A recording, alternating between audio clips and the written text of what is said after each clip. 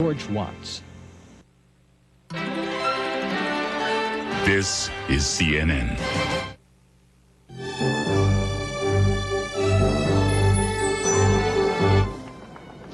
More demonstrations in Thailand, this time to mourn those who died in the crackdown ordered by the Prime Minister. Now he's paying the political price. President Bush goes fishing and escapes the family values uproar, but it's a theme his campaign plans to play up. And rioting may have subsided in L.A., but the fear that remains is ringing cash registers in gun shops. This is Prime News Saturday on CNN with Andrea Arsenault at CNN Center in Atlanta and David French in Washington.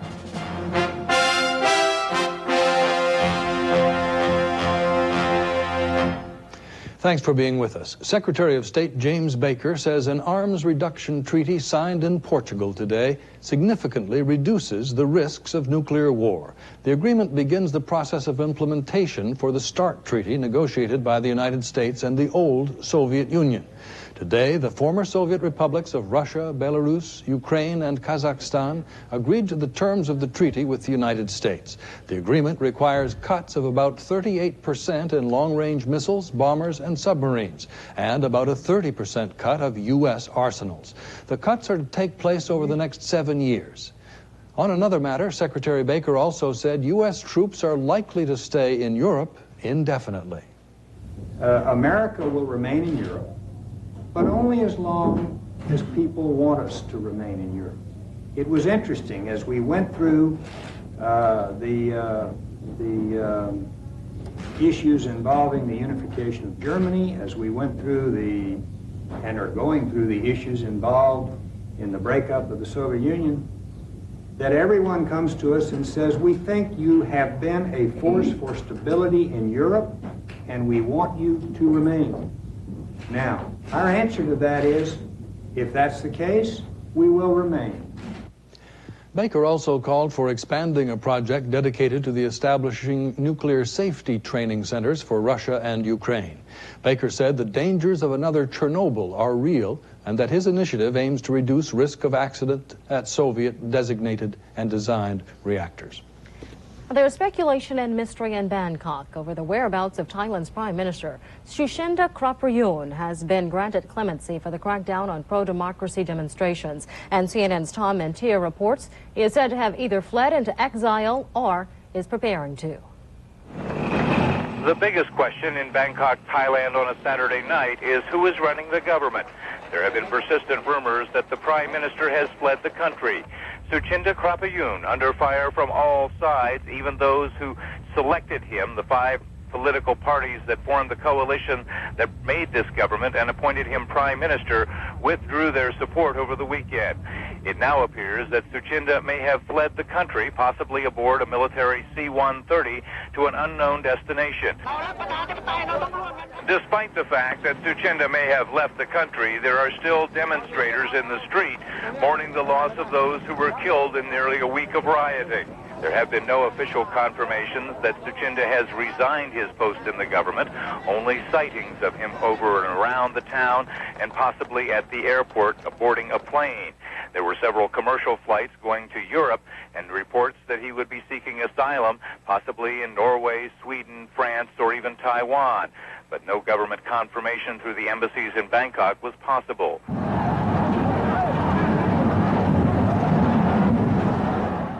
There are also pictures that have not been seen by most Thais before. Government television late Saturday night started to show some of the pictures that the Suchinda government prevented them from seeing. It shows the soldiers with their weapons firing into the air and into the crowd, something many people found out for the first time on Saturday. So the question remains, who is at the top of the government? If Suchinda Kraprayoon has fled the country, who may be next? Tom Mentier, CNN, Bangkok. Sympathizers in the U.S. are echoing the sentiments of pro-democracy demonstrators in Thailand. About 75 activists rallied and paraded in front of the Thai embassy in Washington today. They demanded democracy in Thailand and the ouster of the Prime Minister. Similar chanting could be heard in New York.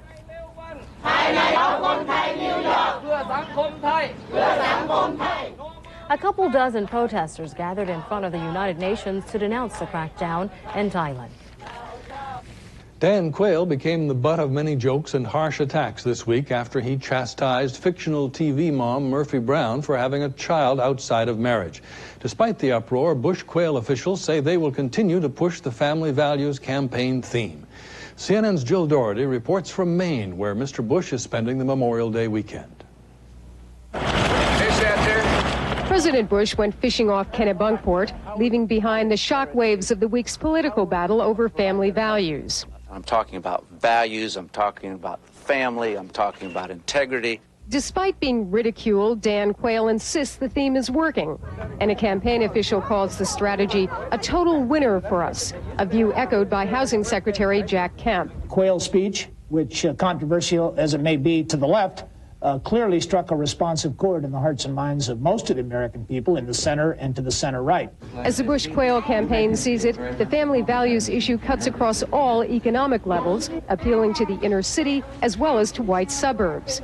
It's also viewed as an issue so broad, almost any other issue can be read into it: welfare, health care, AIDS, abortion, and race. But critics say it allows a candidate to strike a responsive chord on those issues without the dangers of a direct attack. Whatever form our most pressing problems may take, ultimately, all are related to the disintegration of the family. And there are risks beyond Murphy Brown. Even some Republicans say the president and Quayle might be criticized for talk and no action. Not just cash it in, not just use the term, but be serious about it and think about the ways that government can help. Get behind parents in terms of educational choice. Recognize that this is the party of life. Recognize that this is the party that supports the family. Some Republican critics say that by trying to shore up his base conservative voters, Bush risks alienating crucial swing voters. All right, here we go. Further, the Bush campaign hopes to get extra mileage from the family values issue because of Bill Clinton's perceived personal vulnerability. But Clinton is trying to turn it around. The vice president's speech also is, in my view, cynical election year politics, in that it ignores the relationship of our family problems to our national economic decline. Family values, with its overtones of morality, is a complex and potentially risky issue. But so far, despite the criticism, the Bush campaign must feel the benefits outweigh the risks. Jill Doherty, CNN, Kennebunkport, Maine. A Washington political consultant has reportedly turned down an offer by H. Ross Perot to manage his as-yet undeclared presidential campaign. The Louisiana newspaper, The Advocate, quotes Ray Strother as saying he turned down the job for party reasons, since he is closely aligned with the Democratic Party. Strother also describes Perot as unusual in the report and says there's nothing political about him. There are people in California and elsewhere, however, who think Perot and politics mix well. About 500 Perot supporters there rallied today in Ventura, California. Organizers announced they have obtained nearly 500,000 signatures since the effort began 1 month ago, way ahead of projected targets. The editor of Self magazine says recent polls on marriage show the institution, quote, surprisingly strong. Fidelity was one topic surveyed. 86% of the married women polled for the magazine's June issue said they would not have an extramarital affair even if they were sure no one would find out. The same question was put to married men for the February issue. 67% of them said they would not engage in an affair of that nature. Just ahead on Prime News. It's not injury or ailment, but anguish stemming from the Los Angeles riots that's keeping an Olympic medalist from going for another gold. At 13 past the hour, how the LA disturbances have fired up gun sales. At 19 past, advice rich in value for the cheapskates among us. And at 55 past, why the Smithsonian Institution is playing head games with some visitors.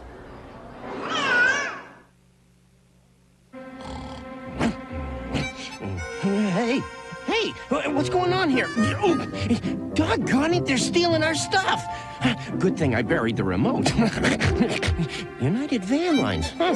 Hey, that's my book. Well, at least they're careful. I better tail these guys. Wow, it's so clean. I bet the cat would eat off this floor. Hey, guys, we just got cleaned out. Nobody told me we were moving. Bet the cat knew.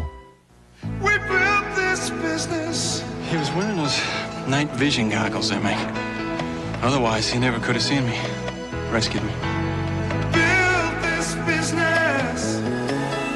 They taught me computer drafting. I earned a degree. Now I've got a job. They make the parts that connect my pacemaker. Never thought I'd be around to tell you that. We built this business to build your dreams.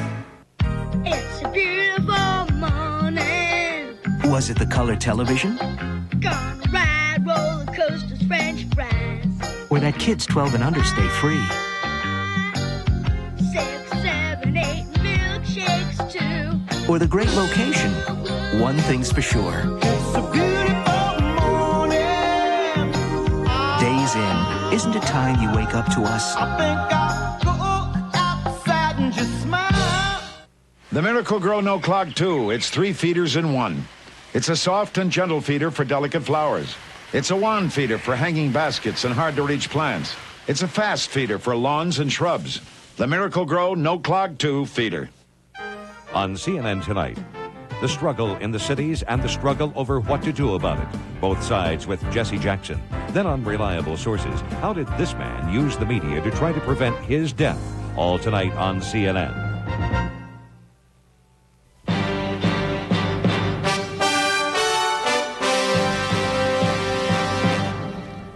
Olympic gold medalist Al Joyner says he won't make another run for the gold because of incidents following the Los Angeles rioting. The 1984 triple jump gold medalist says he was pulled over by police twice in one day just because he's black. And he says the experiences have left him too drained to compete in next month's Olympic trials in New Orleans. On May 8, I encountered something much difficult than my training. I faced a group of LAPD officers with a gun, pointed at my head for no reason other than harassment due to the color of my skin. Never has anything in my life have ever scared me as that incident did. It is forever in my mind. It keeps me up at night, scares me when I sleep, puts a strain on all my thoughts. I feel that the state of mind of an athlete is a dominant factor in winning a gold medal. And at this time in my life, I experienced something so painful that it has left me totally drained and therefore unable to face the challenge in the months to come. My dream of becoming an Olympic champion again was shattered on May 8th. I have been trying with all my heart and soul to put this behind me and move on, but the pain persists, and the nightmares haunt me, and my thoughts are constantly disturbed. I pray this will all pass so that the healing process can begin. Joyner made his announcement flanked by 2 other track stars, wife Florence Griffith Joyner and sister Jackie Joyner Kersey. Californians who live in fear of attacks such as those seen during the Los Angeles riots are apparently flocking to gun shops. Gun sales are up dramatically in the days since the riots, but as Cameron Sanders reports, those first-time gun buyers aren't the only people who are worried. Kimberly Brook is buying a gun. It is her first, but then this is the first time she's been this scared. When a woman lives by herself or, is basically lives alone and, goes places by herself, you need to be protected. And now I don't feel safe going to the market or anything else. Gun shop owners in Los Angeles say sales have soared since the riots. The California Department of Justice confirms it, reporting legal gun sales have jumped more than 61%, from just over 19,000 in the first half of May last year to more than 31,000 this year. They're picking up firearms to make sure that they can do the job that law enforcement obviously is not able to. It seems to me that everybody else has one, and I need to get one too. I don't want to be the only one without a gun. I think I'd lose. Well, I'm actually kind of scared. All the rioting and everybody getting pulled out of their cars. Police say illegal gun sales are up too, guns stolen in the rioting. All of this has gun control advocates worried. Long after the riots are a distant memory, those weapons, these new guns, will be ticking time bombs in those homes, waiting to be discovered by a child, a despondent teenager, or used in arguments among loved ones. Lightly find your trigger, hold your and pull. Okay, very good. But for Kimberly Brook, the memories are far from distant. it makes me sad to think that we have to, you know, resort to something like that. But I'd rather be able to protect myself than have someone victimize me. I'd rather be able to, if worst comes to worst, kill them. I will. No one is guessing how long the gun buying binge will last, but already some in law enforcement are wondering aloud what the arming of Los Angeles will mean. As one police officer put it, it's like the Old West. You never know who's going to have a gun on them. Cameron Sanders for CNN, Los Angeles. A manuscript written by one of the 4 Los Angeles policemen acquitted in the Rodney King beating is being reviewed for evidence by federal prosecutors looking into the case. Memoirs written by Sergeant Stacy Kuhn could be turned over to a federal grand jury. Kuhn's manuscript recalls the King beating and other incidents during his years with the Los Angeles police. The mafia is being blamed for the assassination today of Judge Giovanni Falcone, Italy's leading crusader against organized crime. Police say the prosecutor, his wife, and 5 others were killed by car bomb. At least 1 ton of explosives triggered by remote control demolished 7 cars traveling a highway outside Palermo, Sicily. At the Justice Ministry, Falcone had dealt with convicted mafia figures who were cooperating with prosecutors. In the 1980s, he headed the investigation that led to the convictions of hundreds of mafia members. Coming up on Prime News, we'll tell you how some tuna fish intended for your cat was marked for you to eat. And as you've heard of nouveau riche, well, this may be the era of nouveau cheap.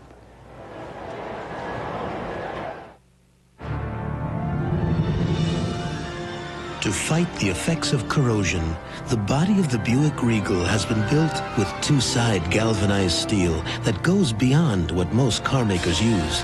Beyond Honda, beyond Toyota. In fact, all Buicks are warranted against outer body rust-through for 6 years or 100,000 miles. And that's a promise you don't have to take with a grain of salt.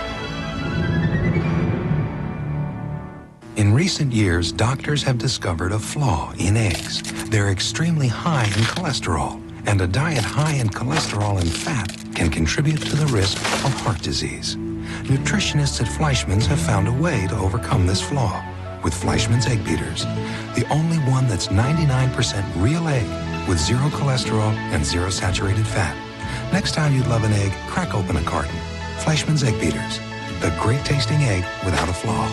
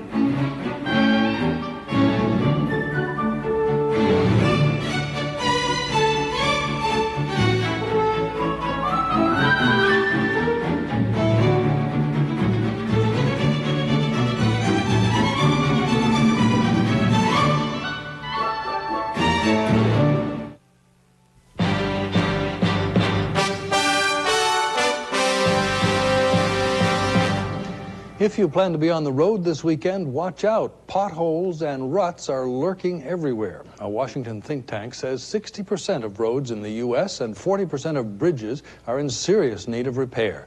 It adds that pitted pavement costs the average motorist about $105 a year in car repairs. In Tampa, Florida, U.S. Marshals have seized some 1,600 cases of decomposed tuna. Officials say the cans were mislabeled for human consumption when the fish was really meant for cat food. This is the second time in 3 months that federal officials have seized tuna products owned by Ocean King Food. In March, more than 36,000 cans of cat food mislabeled as Ocean King chunk-like tuna were seized at a New Jersey warehouse.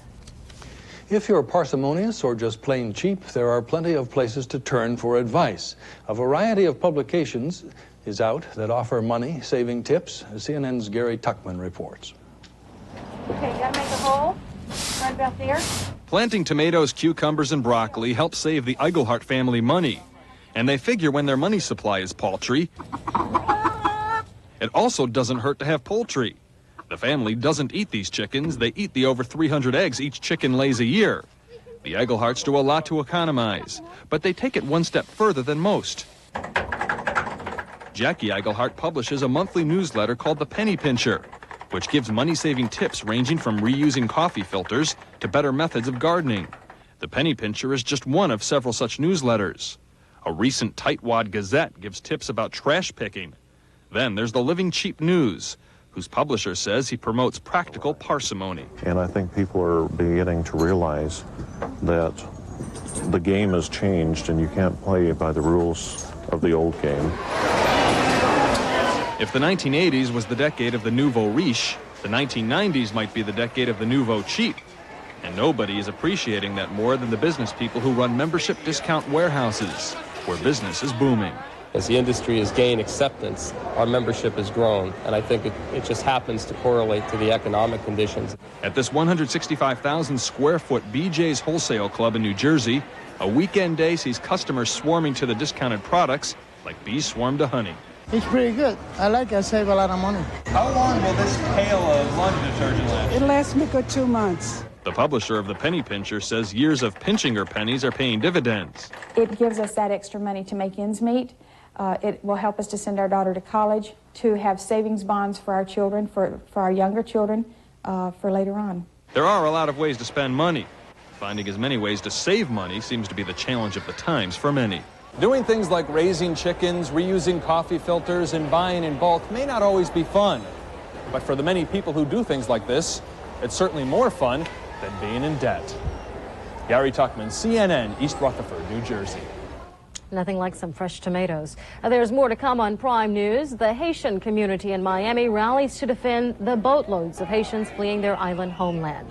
And in one West Bank city, some Palestinians are celebrating the right to vote. Car enthusiasts have helped send the prices of some classic Jaguars to astonishing levels.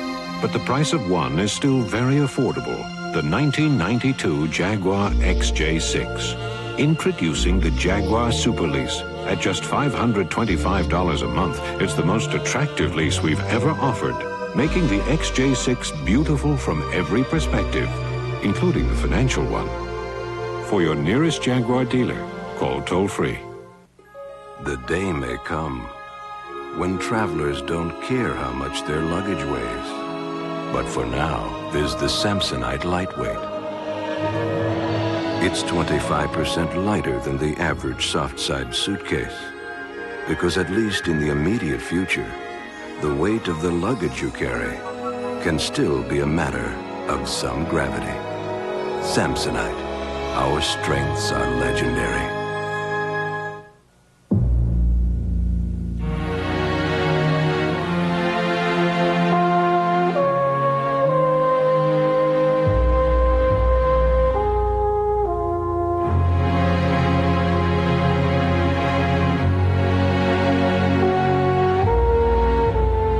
If you thought AIDS was something you'd never come in contact with, you're dead wrong.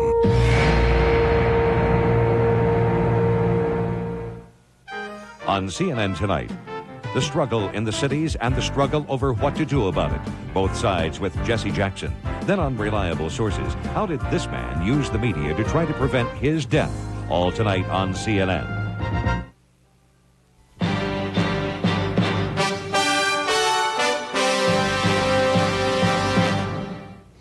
Haitians continue to flee their troubled homeland despite warnings by the U.S. not to. And 2 people reportedly drowned, 1 is missing after a boat carrying 41 refugees sank off Cuba.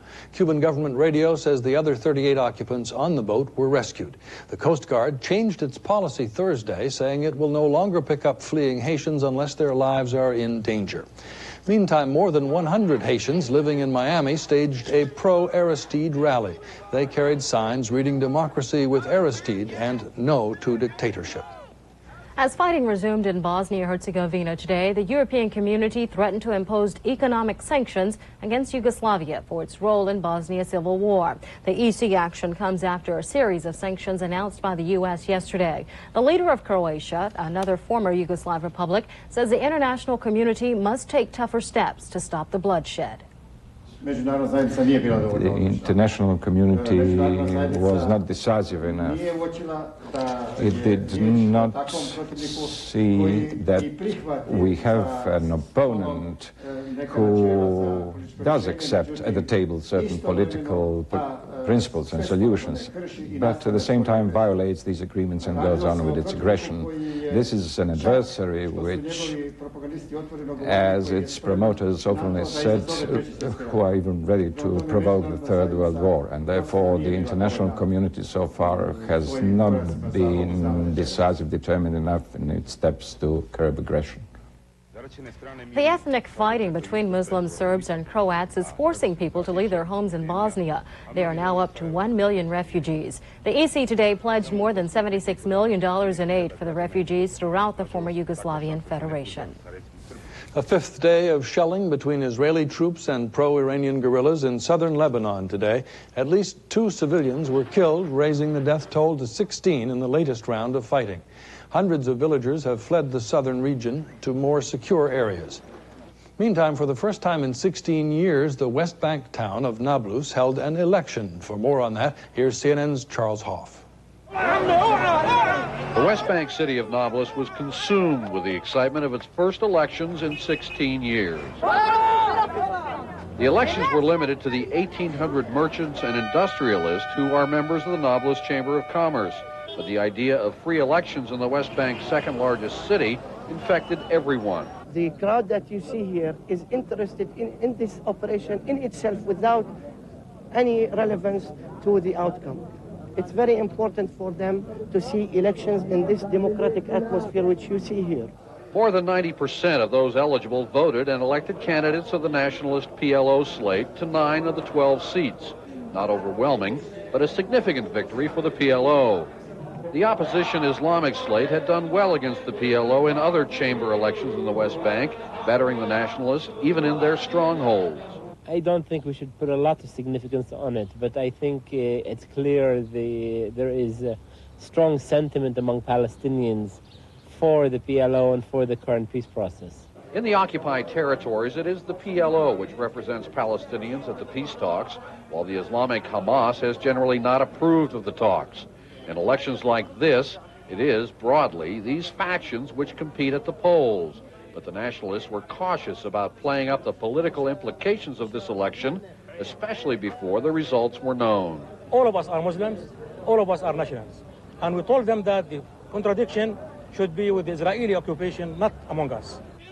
Local philosophers had their own opinions. Abu Said thinks the Israelis allowed the elections hoping the PLO would lose. He also said the Israelis wanted to show that democratic elections could be held without outside interference from international observers, a point that Palestinian negotiators want included in any future national Palestinian election. Charles Hoff, CNN, the West Bank. There is still more to come on Prime News. A parade for Bill Clinton back home in Arkansas, where the candidate is planning to drum up more support among black people. And in sports, if the Bulls had any frustrations, they took it out on the Cavaliers today. And a new exhibit at the Smithsonian in Washington. It plays some mind games.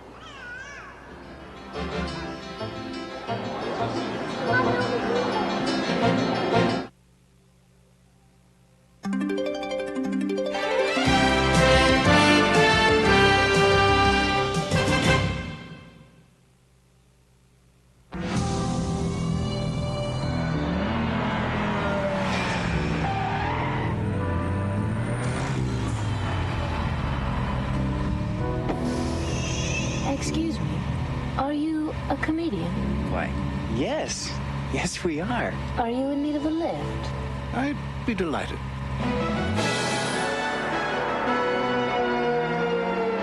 America's Top Comics hit the road at 10 Eastern tonight on A&E. She was summer. A breeze off the ocean. A day at the beach.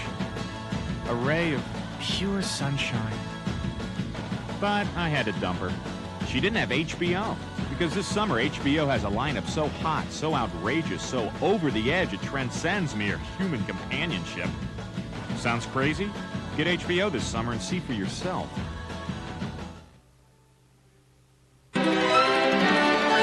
This is CNN.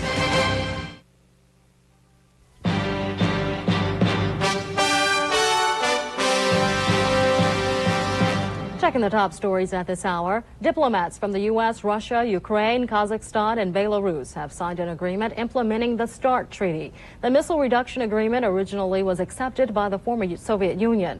The new Commonwealth states will eliminate about 5,000 strategic warheads over 7 years.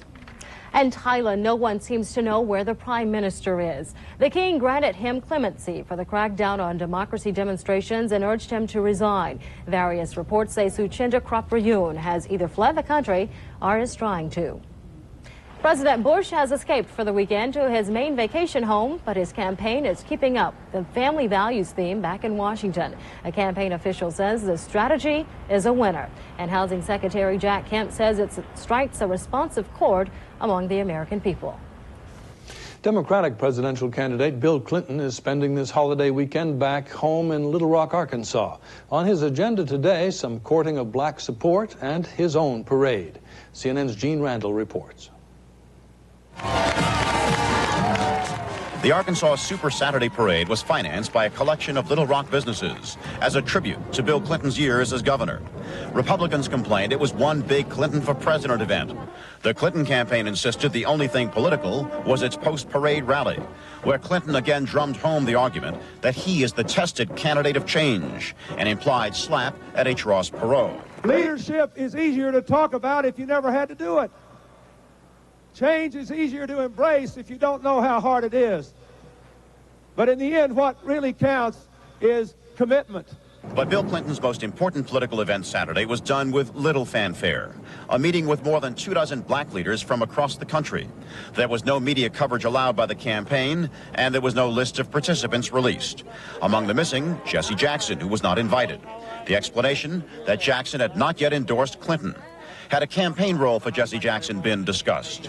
We talked more today about what they thought I could do to strengthen my message and to do better and to move the campaign from here on. Clinton, of course, will need a large black vote in his anticipated fall campaign and will need to vastly improve the black turnout he has gotten in the primaries. One of the participants in Saturday's session said there is an urgent need to both mobilize and educate voters. And Congressman Harold Ford of Tennessee said Ross Perot's undeclared candidacy meant the Clinton campaign had to re-energize itself. The American people want something different. Bill Clinton has been that person all along. But I think the leadership in his campaign organization has not put Bill Clinton out there to be bold enough, or the press has been a lack of press attention to his campaign. There was some irony to Saturday's celebration of Bill Clinton's long run as governor. A new Mason-Dixon poll shows a drop in Clinton's job approval numbers. According to the survey, 47% of Arkansas's registered voters now believe Clinton is doing either an excellent or a good job as governor, down from 55% last fall. Gene Randall, CNN, Little Rock. He was taken hostage while dean at the American University of Beirut. Today, Thomas Sutherland spoke to the school's alumni about the prospects for peace in the Middle East. Sutherland attended an alumni gathering in Dallas, accompanied by his daughters. Despite 6.5 years in captivity, Sutherland says he forgives his kidnappers, whom he described as brainwashed young men. He says peace for the region is not an impossibility, but all sides must bring a spirit of forgiveness to current Mideast peace talks. The weekend is off to a roaring start.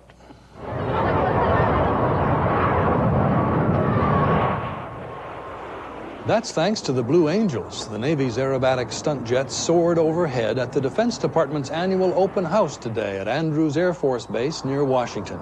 The open house is all weekend, and more than 400,000 visitors are expected each day. The air show also includes flyovers by a variety of other Navy, Air Force, and Marine jets, and jumps by paratroopers. And speaking of a roaring start, Vanderbilt Wright joins us now with details on the Indy 500. It will definitely be a roaring start tomorrow morning in Indianapolis. One of the biggest moments in all of racing will take place in less than 27 hours from right now, when the famous cry is bellowed. Ladies and gentlemen, start your engines. This year's Indy 500 can be characterized with one word: speed. Bob Lorenz has a look. That familiar whine in the distance is getting louder and more piercing, and that can only mean one thing. Race day at Indy is just around the corner.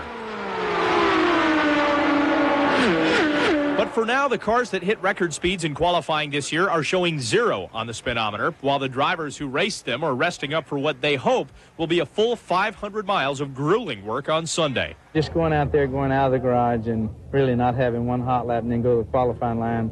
I don't care if you're young or old, it's hard on you.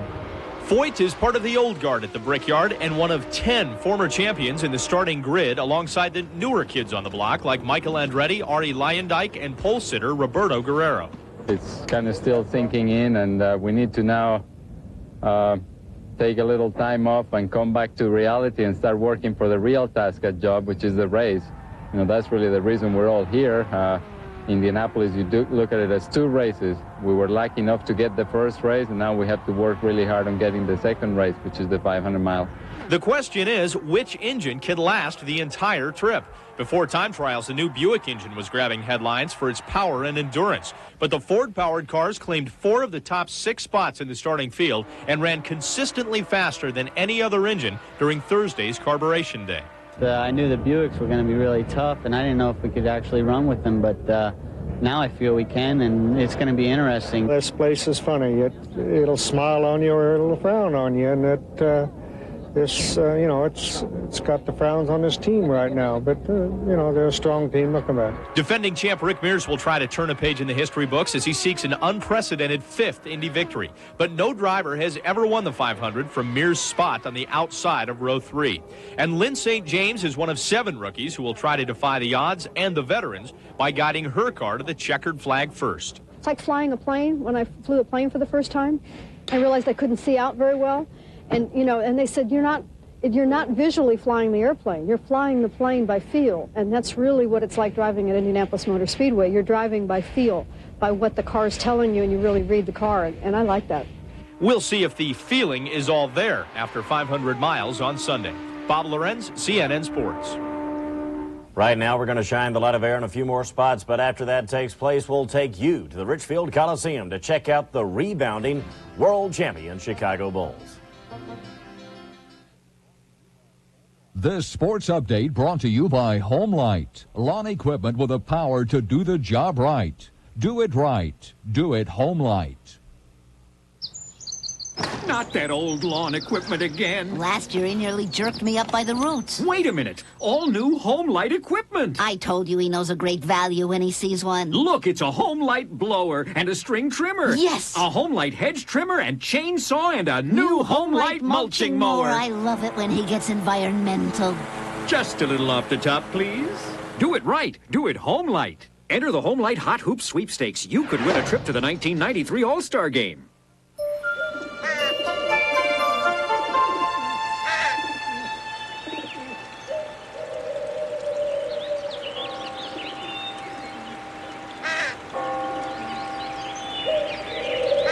If you think you have only 2 choices for business computer systems,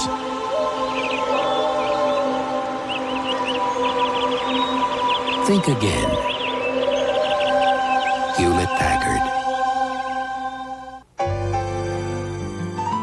Well, we want to be together, but not too close together. Yeah, she's never seen the beach. And she wants to see every mile of it. For the way you travel today more than ever, the smart money is on budget. Now at Budget, get a Lincoln or minivan with unlimited mileage for just $199 per week. The smart money is on budget. The land, the sea, the air. Is the Earth an endangered planet? CNN's Larry Woods looks at global issues facing the Rio Environmental Summit in a 5-part series on Prime News beginning Monday, 8 p.m. Eastern on CNN. Time now for the NBA, and it comes from Ohio and features the world champions rallying. The Bulls were simply embarrassed by the Cleveland Cavaliers in front of their home crowd as they got pounded in Game 2. Very different story today, though, thanks to a very quick start by Chicago. In fact, they jumped out to a 14-2 lead after this hoop from Scottie Pippen. Final seconds of the first quarter, Michael Jordan playing beat the clock. He had 17 of his 35 in that first period, and the Bulls led by 19. They also led by 20 at halftime. Pippen getting the job done despite getting fouled. He did get the roll, and the Bulls got the win in Game 3 to go up 2-1.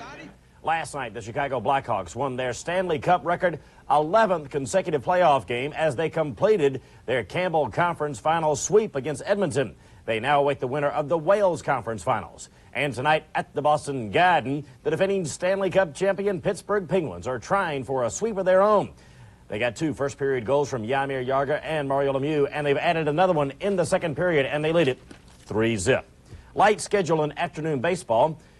The part of it comes from the stick in San Francisco, where the New York Mets received some dividends from a previous investment. There's the investment, Bobby Bonilla. Man, was he swinging the stick today. 4 for 5, highlighted by this 3-run shot. Hit over the wall and right, failed.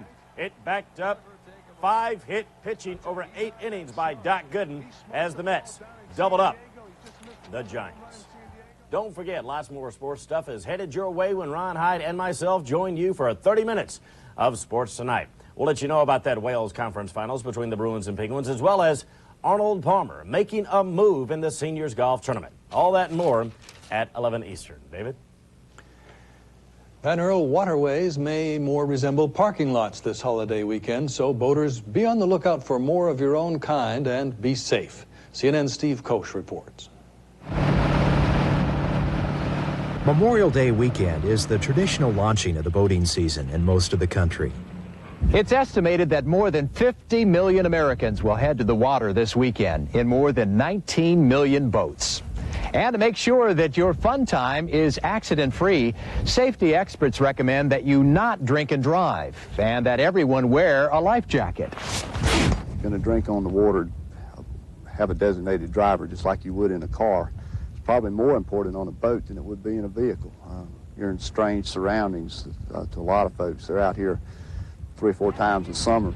Most accidents are collisions, so keep a sharp lookout for other boats, swimmers, or skiers and objects in the water while the boat is moving. And don't overload your boat with people or equipment.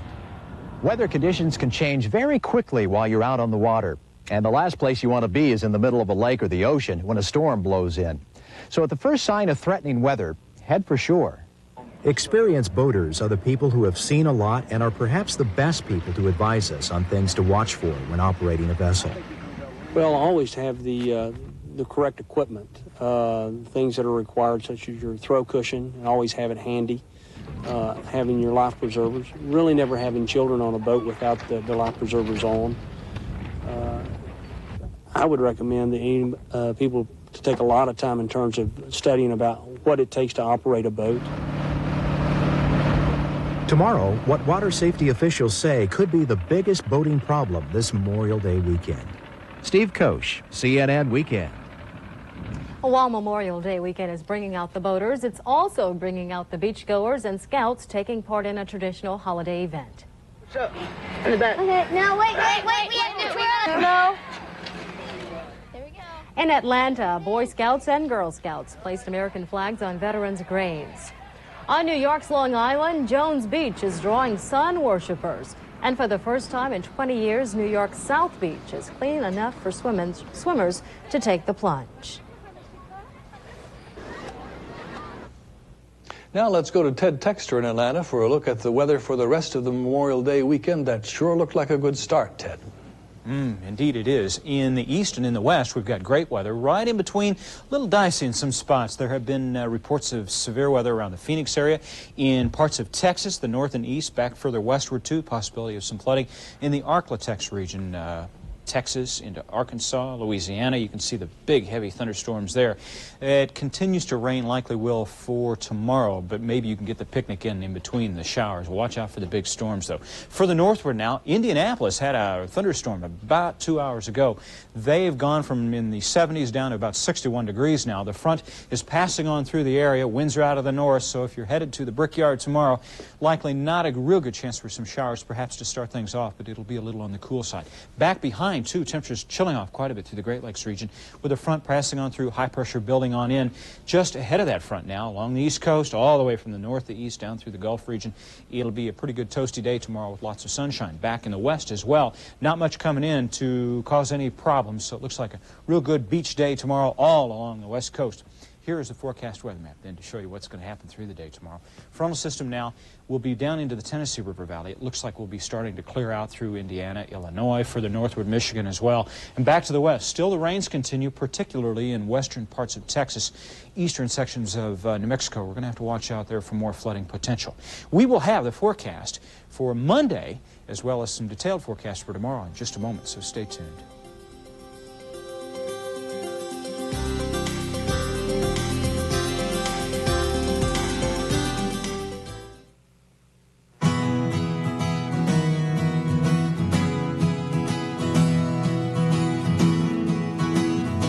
Next time you wonder if this country has what it takes to compete in tough, demanding world markets, stop by one of our hometowns.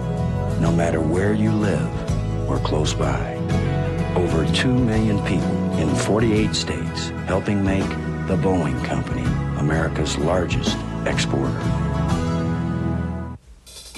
Fingerman on location for the one and only Ziploc. Ooh, freezer burn. That's a chilling thought. To protect your food, there is nothing like Ziploc brand freezer bags. Ziploc has a gripper zipper, the only bag with tough, tiny teeth. You can feel it gripping, so you know freshness is locked in, freezer burns locked out. That's a good feeling you only get from Ziploc. I gotta get some gloves. For fresh food, there's only one Ziploc. Presenting the new Jeep.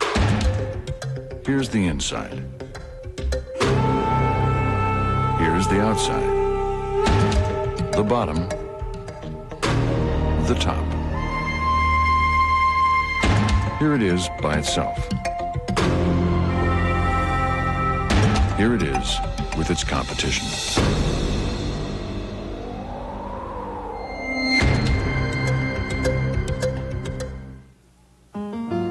Coming home, coming back to the things that comfort you when nothing else will do. Stouffer's, nothing comes closer to home. Home-style beef pot roast with oven-browned potatoes. Fried chicken breast with real whipped potatoes. All your favorite home-cooked meals. Stouffer's, nothing comes closer to home. Now, if you can plan, we can get your picnic in this weekend. Here, the forecast for Monday. Areas, a lot of areas that will see rain tomorrow will not on Monday, and it looks like we're going to see the rain moving into areas on Monday that didn't get rain tomorrow. So, from the mid-Atlantic states back down into the central eastern parts of the Gulf, plan on rain on Monday again. And the rain showers in the plains on Sunday will move further north and eastward into the upper Midwest and through the central Mississippi River Valley northward for the day on Monday. Back west, you're still in good shape with lots of sunshine there. East Coast, again, though, maybe get the picnic in on Sunday instead of Monday. That might be the best way to go. The cooling high pressure and moving on into the Great Lakes will clear it out very nicely for Monday. And back across the northern high plains, again, rain on Sunday, likely clear on Monday. Now, some detailed forecasts for cities around the nation for Sunday.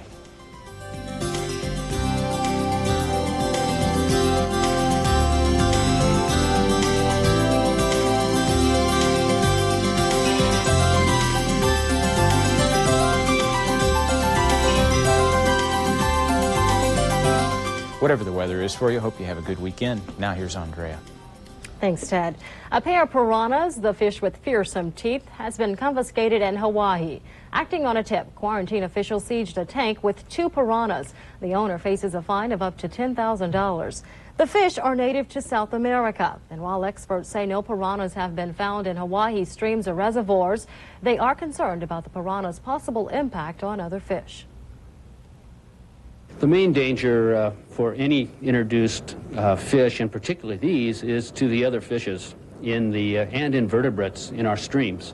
Anytime you bring in an exotic, it's likely to feed heavily on local species. They're not adapted and used to dealing with this predator, so that's the main threat.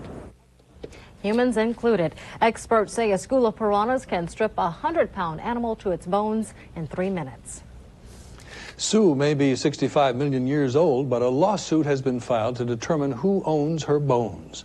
A fossil hunting group filed a lawsuit against the federal government to take back the seized Tyrannosaurus rex skeleton. The Black Hills Institute of Geological Research discovered Sue in west central South Dakota in August of 1990. It is said to be the biggest and best preserved Tyrannosaurus Rex skeleton ever found. The government invoked the Federal Antiquities Act to seize the skeleton. The law was enacted to stop the sale of valuable discoveries. And our medical news tonight.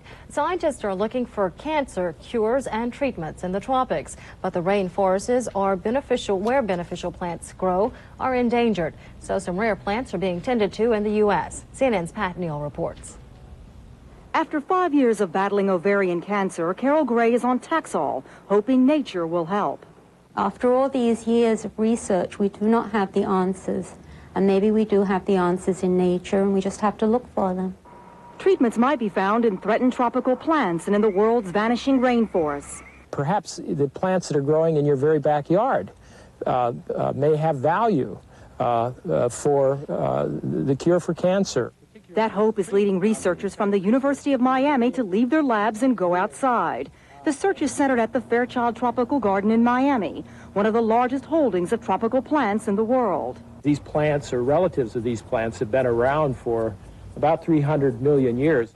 But these cycads, which outlive dinosaurs, are on the endangered species list throughout the world. This very ancient plant turn out to be very potent inhibitors of an enzyme that converts androgens to estrogens. Normally, one would not like to inhibit that particular process, for example, in a woman. However, if the woman is harboring a breast tumor that is dependent upon estrogens for its growth, then the inhibition of estrogen synthesis will, in fact, decrease the production of estrogen in the woman's body and therefore deprive the tumor of a needed growth factor. The researchers sometimes turn to folklore in deciding which plants to test, like ginger. But few of the world's plants have been tested for their medical value. Then it stands to reason that statistically there is a whole vast armamentarium that we have not begun to tap at this point. The scientists also hope that plant-derived cancer drugs would have fewer side effects. The compounds that are in this were used as some of the substances for Chanel No. 5, a perfume. Besides their fragrance, extracts from the custard apple family have shown promise in cancer studies. Maybe a lot of our answers lie from nature, and a lot of our answers are already there. They just have to be found. But the chance of finding those answers diminishes with each acre of tropical vegetation that's destroyed. Pat Neal, CNN, Miami. News from Medicine is brought to you by Bristol-Myers Squibb Company, makers of Bufferin. For strong aspirin pain relief, discover the strength of Bufferin. Boy, this couch weighs a ton. Where does it go, Miss Lansbury? Oh, right there, please. Wow, if I lifted that, I'd need Bufferin for the aches and pains afterwards. You really believe in Bufferin? I certainly do. It's strong, huh? Extra strength Bufferin has the strongest dosage of aspirin that you can buy. And I've discovered that the buffers don't weaken it. They just help prevent aspirin stomach upset. Shouldn't you discover the strength of Bufferin? And for nighttime aches, pains, and sleeplessness, try Bufferin AF Nighttime. It's aspirin-free. For the heroes of yesterday, the defenders of today, and the guardians of tomorrow, TNT stands tall with the Memorial Weekend Movie Salute, Sunday and Monday on TNT. Once, a herd of iron horses roamed these canyons. One thoroughbred evolved, Norfolk Southern. With a strong, steady track record and innovations in trains, trucks, and distribution systems, it continues to capture new markets. And as Norfolk Southern moves on to new destinations, some very smart investors are on board. What used to be done the hard way, today can be done the easy way. Roundup kills grasses and weeds, roots and all, in sidewalks, along fences, and in driveways. So instead of pulling weeds, do something that you really want to do. Nothing kills weeds better or easier than Roundup. Uncle Ben's has always started with the best rice around. Then, unlike ordinary rice, we steam it to seal in the natural nutrients. So Uncle Ben's converted bran rice is separate, not sticky. Perfect every time. Uncle Ben's really does make a difference.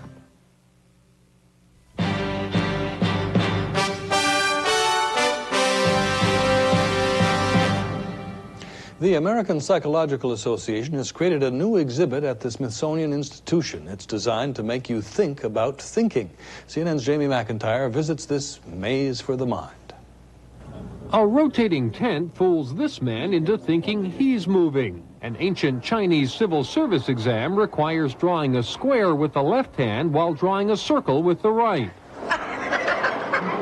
Can't do it. A modern challenge asks this woman to concentrate on the colors and ignore the words. Red, yellow, red. It's all part of the Smithsonian's look at the mind-boggling world of psychology. A dizzying array of illuminating illusions that can make a visitor's head spin.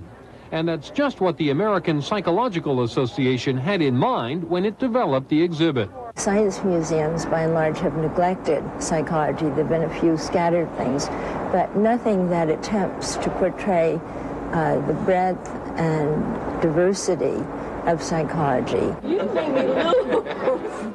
Couples can discover if they are more cooperative or combative in a psychological tug-of-war. Be cooperating. Children are invited to look inward by drawing self-portraits in chalk. In this simple experiment, visitors are told to walk only on the black squares.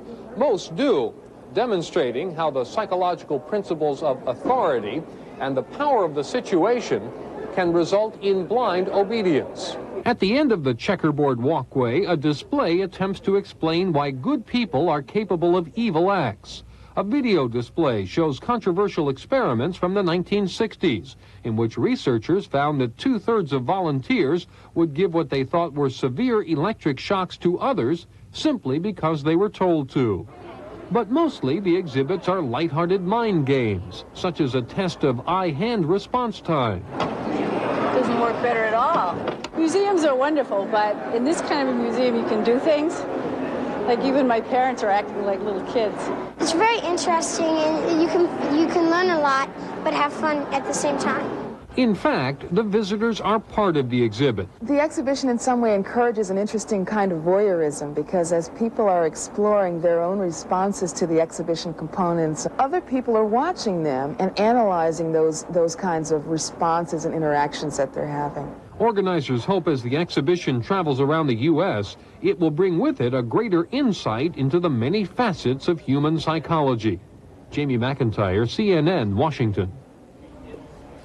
Thanks for being with us while we get our heads straight. For all of us at Prime News, I'm David French in Washington. And I'm Andrea Arsenault at the CNN Center in Atlanta. Just ahead on Both Sides with Jesse Jackson, the search for an urban plan as CNN Weekend continues.